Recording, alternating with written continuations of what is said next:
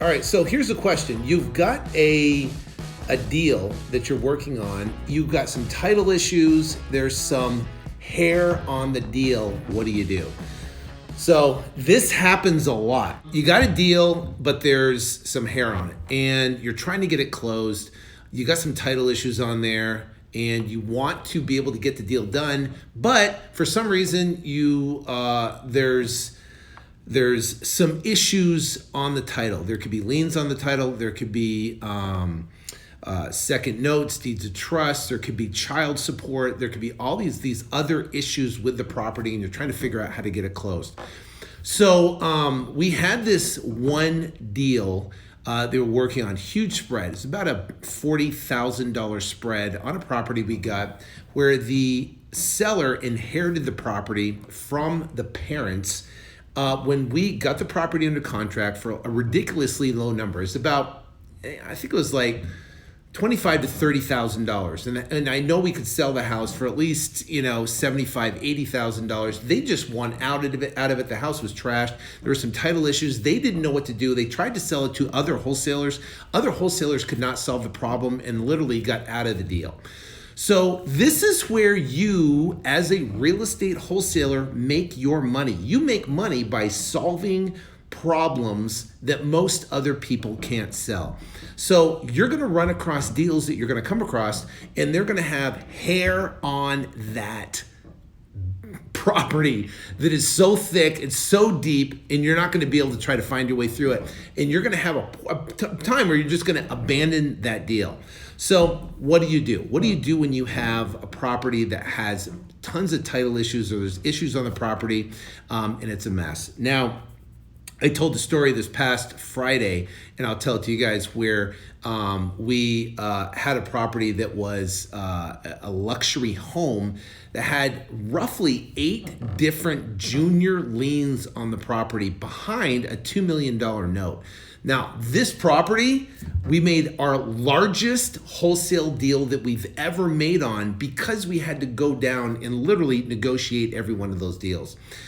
So I'm going to talk to you about that in a second. What's up? How's it going, Jalen? So here's the thing. So this deal with the $40,000 spread, it had a it had a lien on the property that title would not close the transaction without getting sign off on that lien. There had to be some sort of reconciliation with that lien. Something had to happen. So what we did was when we pulled the title, we found out that the previous owner, or the inherited, or the deceased that passed away on the property, and now there was a lien for a water softener. So like a water softener. So they bought a water softener way back in the 40s when they purchased the house. There was a guy that went out door to door and they sold water softeners, and this guy bought a water softener, they financed it, and they put a lien on the property.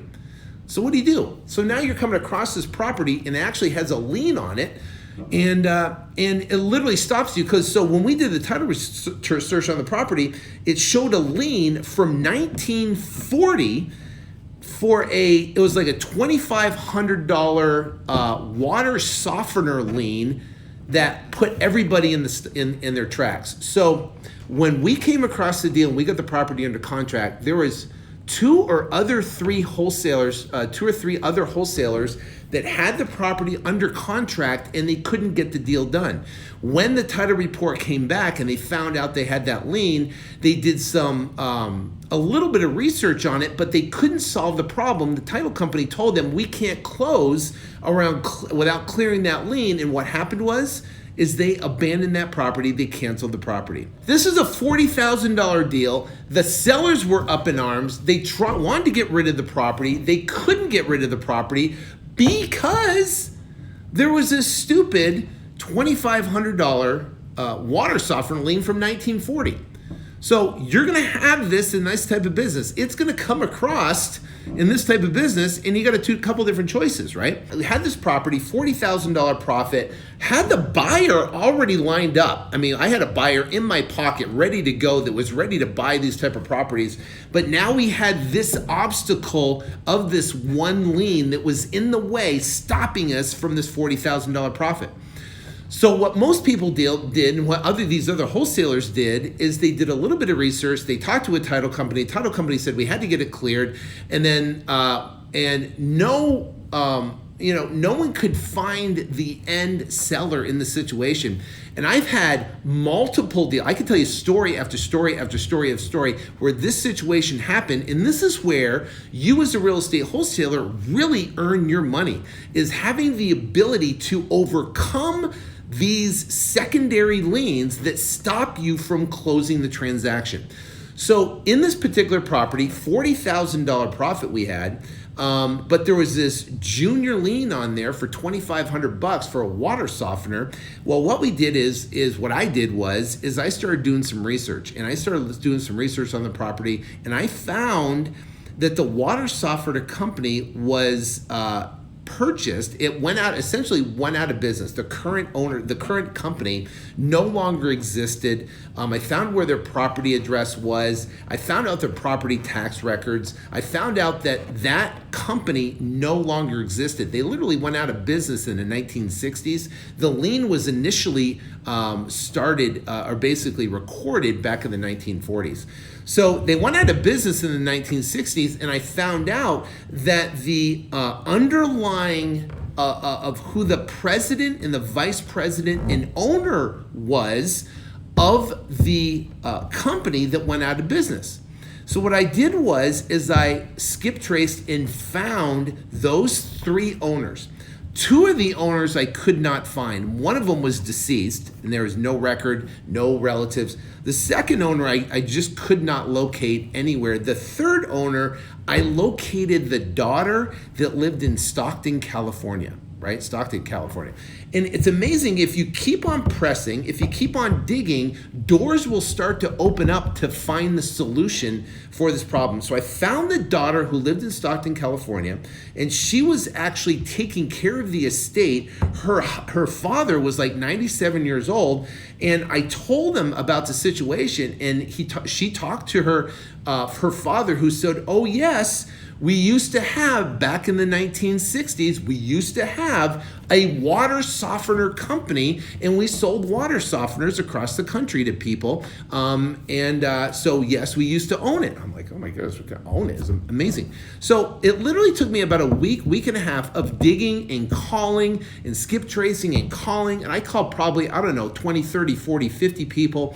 Everything led to a dead end. And there's a point in every time when you're actually pursuing a deal and you run into a roadblock where you're going to want to quit, right? This is where perseverance comes in. Perseverance, if you know what perseverance is, if you look at the dictionary of perseverance, it's pushing forward through obstacles. So the obstacle was, we can't find who can release this lien. So this lien, this $2,500 lien, was in the way of getting a $40,000 deal. Right? Now, I go in our Facebook group here at Flip2Freedom Academy Facebook group, and there's guys that are in there that said, "Hey, I got this property, but the lien's in the way, so I just canceled the deal."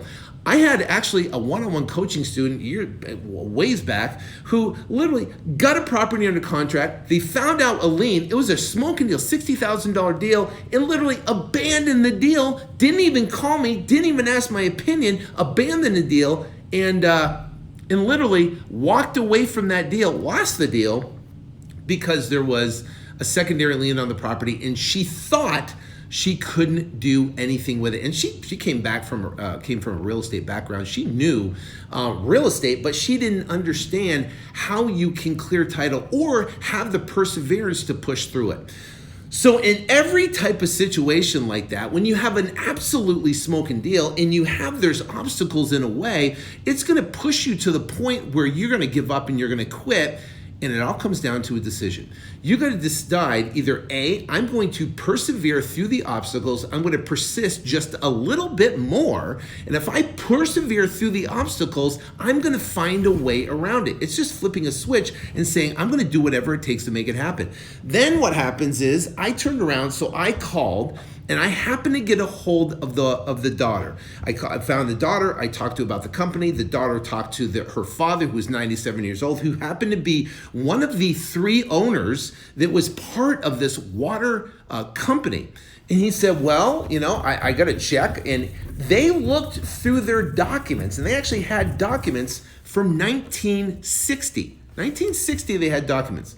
Now, this was, 2010, maybe, and that was from 1960. We're talking 50 years previous. They actually found documents for this lien. So about a week later, I continued to follow up with the seller, continued to follow up with, not the seller, with actually this lien holder, this daughter and the father, 97-year-old father. And I continued to follow up with them and just say, listen, this is holding up a real estate transaction. This is holding up people who inherited the property and they need to sell this property. They're stuck without getting a clearance on this particular lien. What do we do, right? It's holding up the transaction. How can we get this solved? And I obviously expressed the urgency of how fast we need to get it done. Well, what happened is they actually pulled the file of the property back in 1940 that they actually got the lien on there, and there was $468 left. I remember to the T, because I remember I got the payoff that they sent on me for $468. I was like, well, you gotta be kidding me. They held up this entire transaction for $468.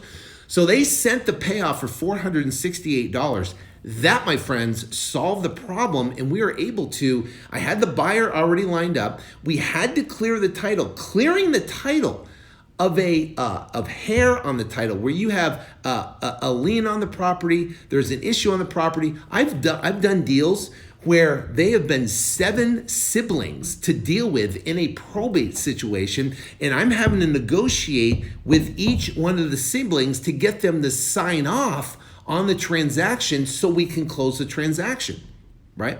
So the bottom line is, in this business, when we're direct mailing distress, some of the best distress deals you can come across, and they're going to take a little bit longer to work, but they're the biggest paydays in the end, are deals where they have huge amount of problems on them. They have, in this particular case, this deal, we actually got the payoff for $468. We gave it to the title company. They cleared the transaction. We sold the property, and we made a $40,000 profit. And the sellers were ecstatic that I actually came in and solved the problem that no one else could solve, because they gave up before, they actually gave up before they actually persisted through solving that problem on title. We're dealing with the distressed of the distressed. In a lot of distressed situations, there's weird things on title that will stop 99% of the people in the business.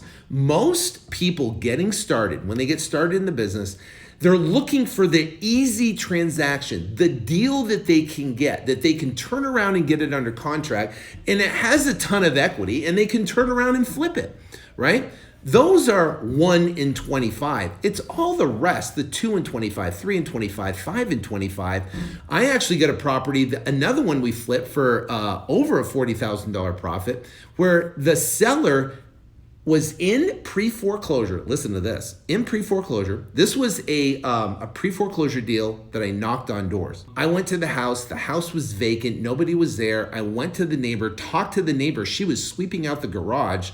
Talked to her. She gave me the cell phone number of this guy. I called him, struck a deal with him. We pulled a title report, and on the title report, there was this guy, to stop foreclosure, hooked up with an attorney and a bankruptcy attorney, and the bankruptcy attorney had all these people he put through bankruptcy. And what the guy would do is deed 1% interest to a person filing bankruptcy. And then what happens is, when you file a bankruptcy on a pre-foreclosure, that will stop the actual sale date and stop the pre-foreclosure. With this particular deal, we had this guy deeded the property over the last couple years at 1% increments to people filing bankruptcy that stopped the auction. And he was playing such a game. And the amazing thing was, he on there, I had to get with him, and we had to clear every single one of those bankruptcies. Is called a quiet title action. Quiet title action basically cost about a couple $1,000, $2,000-$3,000, depending how you're going to do it. But we cleared that transaction and was able to get that deal closed. Why? Because we persisted through it. All right, guys, I'm going to talk to you later. Have a phenomenal Monday evening, and I'll get with you guys tomorrow. God bless.